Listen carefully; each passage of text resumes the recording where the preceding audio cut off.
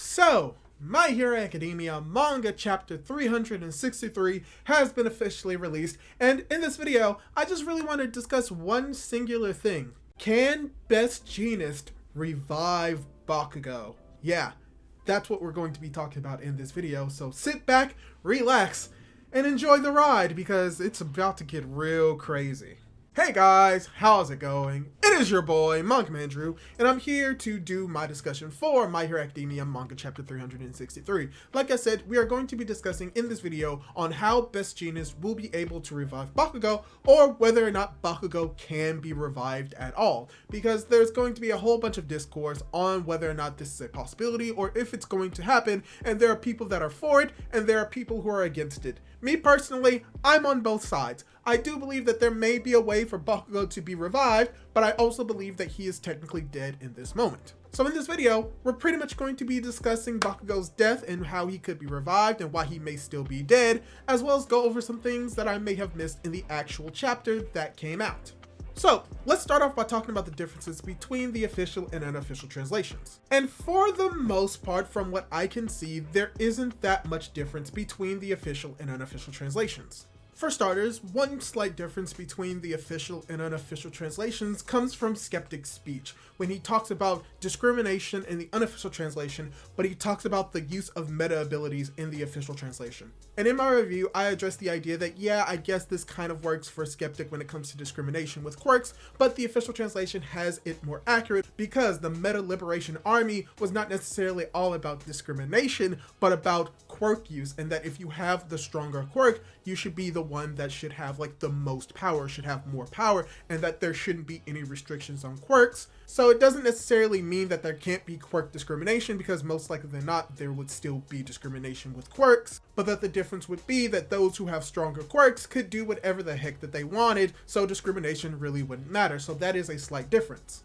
And another slight difference that I like between the official and unofficial translations comes from the children that we see towards the end of this chapter, about how they're talking about Bakugo and Shoto will be able to save them. In the official translations, you have one of the kids, specifically the kid with like the spiky hair and the teeth, saying, "Oh yeah, 5 PP Man will be there and he will be on our sides." And I like that better because that is a direct reference to the actual chapter where we last saw the kids, or technically where we saw the kids before during the remedial course arc. So that line is just absent in the unofficial translation, and I just like it more in the official translations for the reference, as well as just a slight difference in the naming of the chapters, where you have in the unofficial translations, it's talking about invaders and protectors, but in the official translations, it's about the heroes being defenders and the villains being violators, so that is a slight difference. Also, something else that I noticed in this chapter is that when it comes to where the characters are, specifically Aizawa, we know that he's actually not inside of the barrier, and that there are actually 2 different floating areas that make up this flying fortress. You have the main area where all of the main heroes are fighting against Shigaraki, but then you have the outside area where Kaminari is, along with Fukadashi, using their electricity to power the flying fortress, as well as the area where Manuel, Monoma, as well as Aizawa are. So it's very interesting to see that may be the case in this chapter, or maybe I'm a little bit wrong about that. Maybe they are actually in the barrier, but Kaminari and the rest are outside of it. But I think that it's most likely that they are outside of it because this isn't the first time we've actually seen it. We can actually see it in a small panel a few chapters prior. So yeah, this is something that I wanted to bring up and I almost forgot it a second time, so I'm saying it here. Now back to the original video. But the biggest difference, and the difference that we'll talk about a little bit more in the actual discussion proper, comes from what Best Jeanist says about Bakugo's heart. And that in the unofficial translation, he says that his heart is ripped to shreds, while in the official translation, he says that his heart is ravaged. And this is a very slight difference, but it is still a difference nevertheless.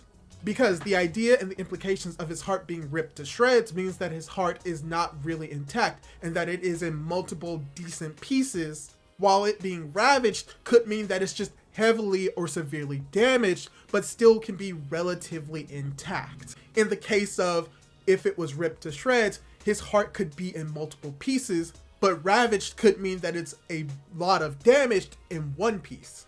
So it's a slight difference, but this is going to be addressed in the idea of how Best Jeanist could save Bakugo. So let's just dive right into that now and talk about Bakugo and how he could be revived. Because here's the thing, people are so adamant about the idea that Bakugo is definitively dead in this chapter, and that this chapter confirms that Bakugo is dead, and that this is not something that Horikoshi will do and in a way make his death seem pointless. But here's the thing, Horikoshi has done something similar to this extent, and he's done it with a villain. Very similar to how it is appearing that Bakugo is dead in this chapter, Shigaraki, when he was breaking out of the glass container, was also perceived to be dead. And if anything, it is even more confirmed that he was dead in that chapter from Dr. Garaki himself, and then eventually later on, it is confirmed that he did die.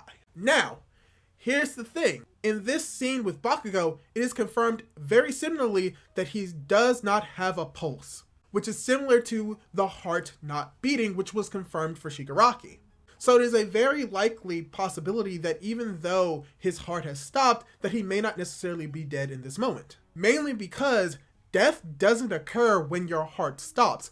Death occurs when your brain is no longer able to function, which it causes functioning to fail when it doesn't have blood going to the brain to keep it active and alive. Losing a lung, losing an organ, losing your heart does not instantly kill you, but it can lead to death by causing the brain to not have enough blood flow to it, and not having enough oxygen flowing to it as well. And in the case of Bakugo and the case of brain death can normally occur within 6 minutes of the heart stop beating or the brain not receiving enough blood.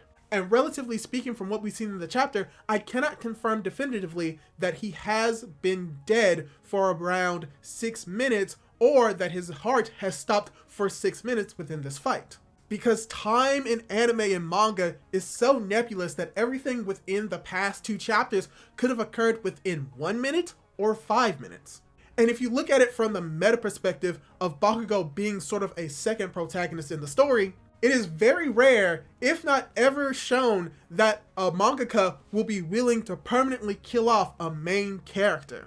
And you can see this in literally every shonen series from One Piece to Jujutsu Kaisen. If you are directly related or are the main character of your series, it's very unlikely that you will die, or even if you die, like with Yu Yu Hakusho, you won't stay dead. So with this mindset in mind, I do believe that it's very possible that Bakugo is dead, because just because this happens in other shonen series doesn't mean that it is happening right here, but it just means that that is most likely the case. But even if we assume that Bakugo is dead in this moment, or is in the process of being dead, there is a possibility that I can think of that could either revive him or prevent him from dying out completely. And that relies with Best Jeanist and his quirk, Fiber Master.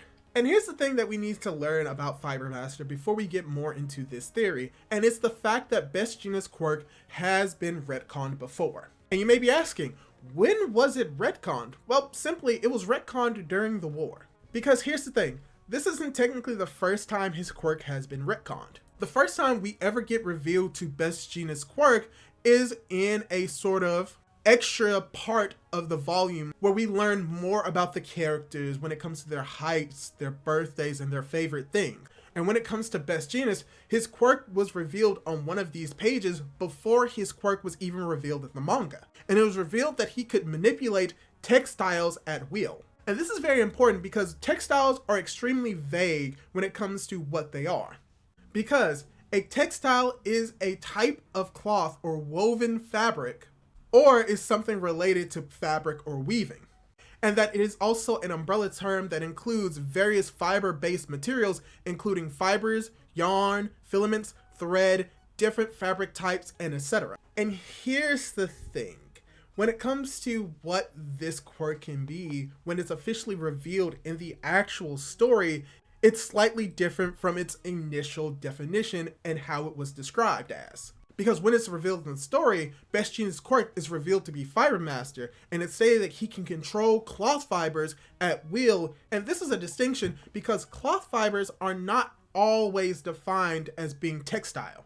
And that the fact that he can specifically do cloth fibers may have been restrictive to the point where we get to see later on his ability to control the metal fibers, which technically wouldn't be considered cloth. Now, this does not mean that metal cannot be used in cloth or used in clothing, but based off this initial definition revealed in the story, you could have said that he could have controlled metal rods or the metal wires, but that it may have had to be inside of cloth for him to do so, which means that he wouldn't have been able to later on in the story actually use the metal fibers that are used for suspension buildings with his quirk, which is where I will say that his quirk eventually gets retconned, and this retcon is also supported in evidence when it is revealed during the war that Best Jeanist, quirk, Fiber Master, he can control any fiber at will.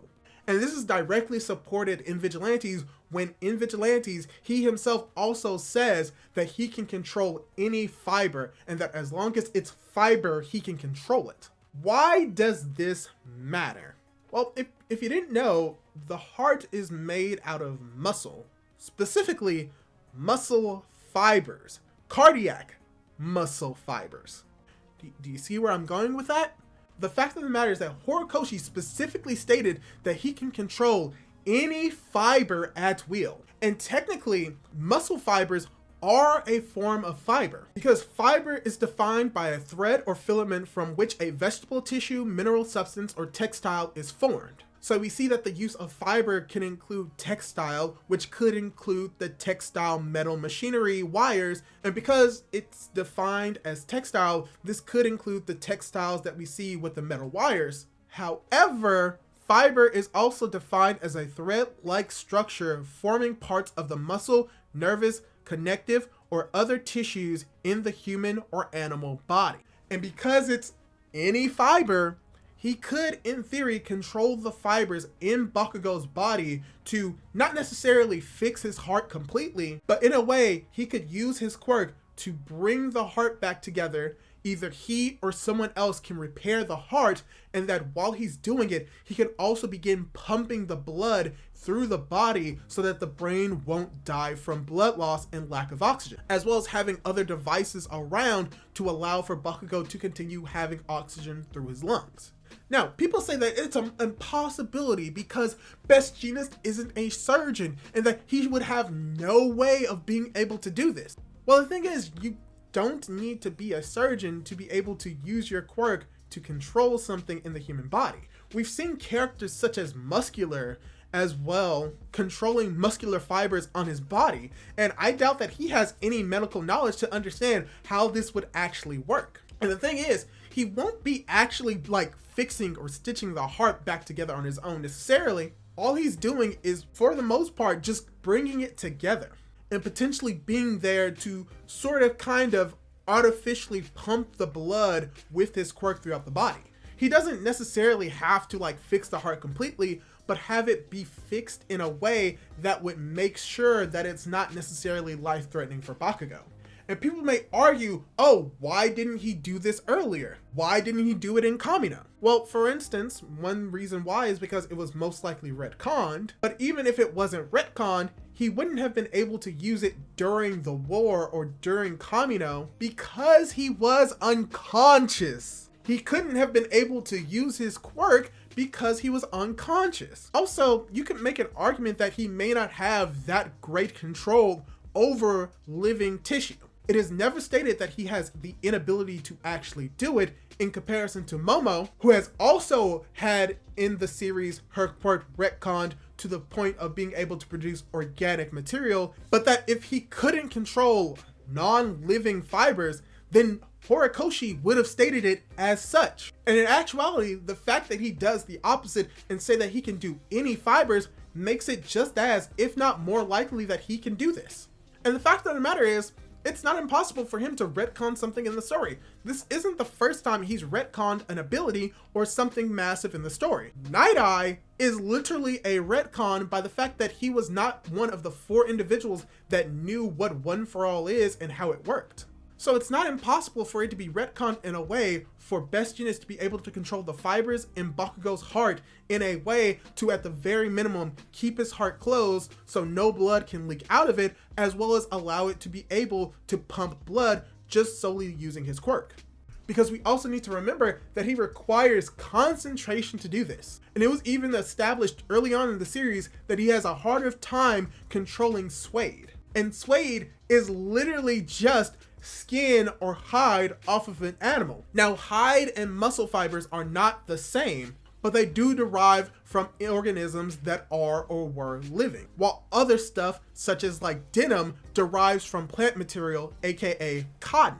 So you can make the argument that Best Jeanist is able to control fibers from plants better than fibers from animals or humans. And something interesting that I learned when talking and researching this is that we are actually doing research. And something else that I've learned about this is that we have been doing research on making clothing out of artificial or synthetic muscle fibers. So in a way, we are working towards making clothing out of actual muscle.